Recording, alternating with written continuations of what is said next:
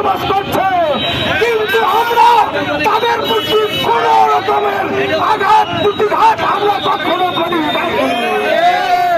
ভারত সরকার, আপনি কি চান বাংলাদেশের মুসলমানরা আবার একাত্ম হয়ে এক হয়ে হিন্দুদের কাছে, হিন্দুদের প্রতি, হিন্দুদের নিকট তারা অভিমানজনক কোনো ব্যবহার করুন?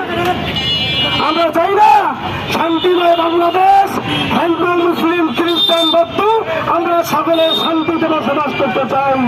কিন্তু আপনি ভারতের খান খান, ভারত খান খান হয়ে যাবে। আপনি জানেন যে প্রকার মুসলমানরা দাঁড়িয়ে দাঁড়াবেন।